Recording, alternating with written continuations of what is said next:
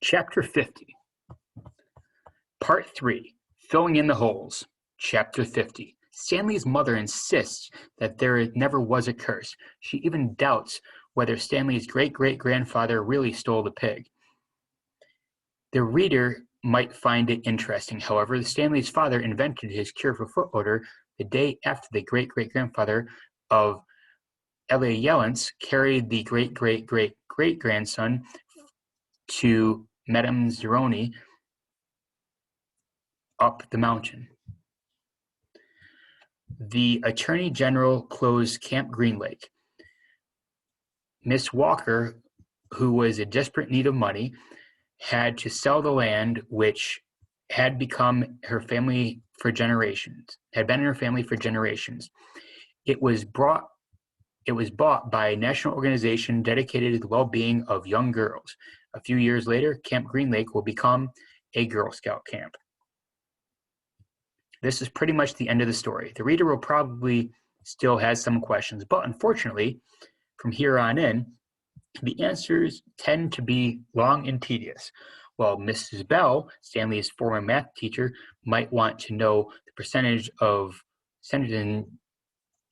percent change in Stanley's weight, the reader probably cares more about the change in Stanley's character and self-confidence. But those changes are subtle and hard to measure. There's no simple answer. Even the contents of the suitcase turned out to be somewhat tedious. Stanley's father pried it open with a workshop. At first, everyone gasped at the sparkling jewels. Stanley thought he and Hector had become millionaires, but the jewels were of poor quality, worth no more than $20,000. Under the jewels was a stack of papers that once belonged to the first Stanley Yellens. They consisted of stocks, certificates, deeds of trust, and promissory notes. They were hard to read and even more hard to understand. Mr. Maragno's law firm spent more than 2 months going through all the papers.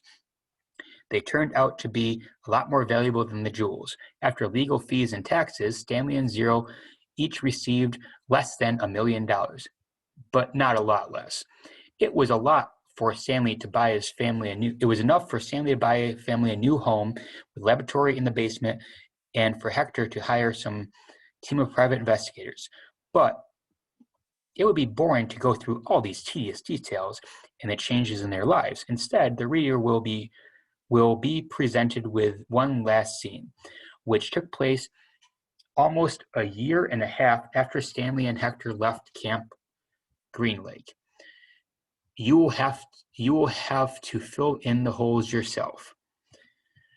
There was a small party of the Yellens at the Yellens house, except for Stanley and Hector. Everyone was an adult. All kinds of snacks and drinks were set out on the counter, including caviar, champagne, and the fixings to make ice cream sundaes. Super Bowl was on television, but nobody was really watching. It should come at the end. It should be coming on at the next break. Miss said, "It should be coming on at the next break," Miss Maragno announced. The timeout was called in the football game. At the commercial came on the screen, everyone stopped talking and watched.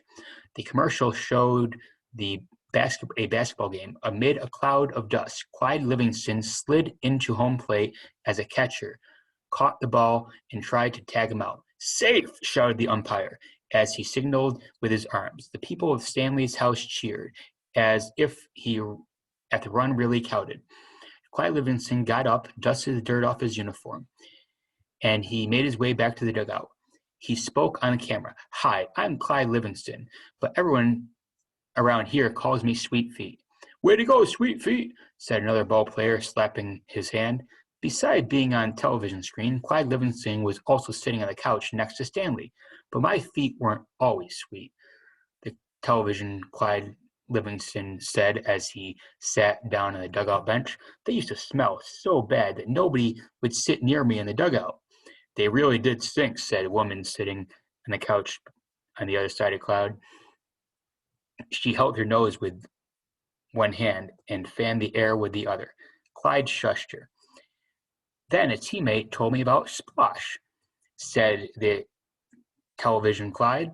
He pulled a can of Splosh out from under the dugout bench and held it up for everyone to see. I just spray a little on each foot each morning.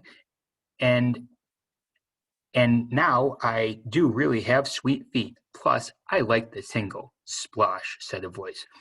The treat for your feet, made from all natural ingredients.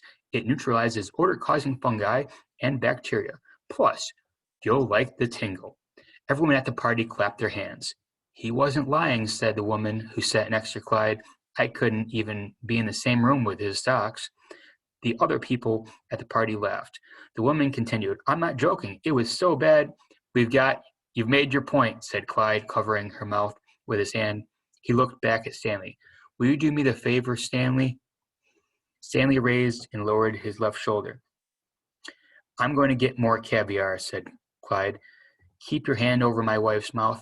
He patted Stanley on the shoulder as he rose from the couch. Stanley looked uncertain at his hand. Then Clyde Livingston, his wife. She winked at him. He felt himself blush and turned away toward Hector, who was sitting on the floor in front of the overstuffed chair. A woman sitting in the chair behind Hector was absent-minded, fluffing her hair with his fingers. She wasn't very old, but her skin had a weathered look to it, almost like leather. Her eyes seemed weary, as if she'd seen too many things in her life and she didn't want to see. And when she smiled, her mouth seemed too big for her face. Very softly, she half sang, half hummed the song that her grandmother used to sing to her when she was a little girl. If only the moon speaks no reply, reflecting the sun and all that's gone by. Be strong, my weary wolf, turn around boldly.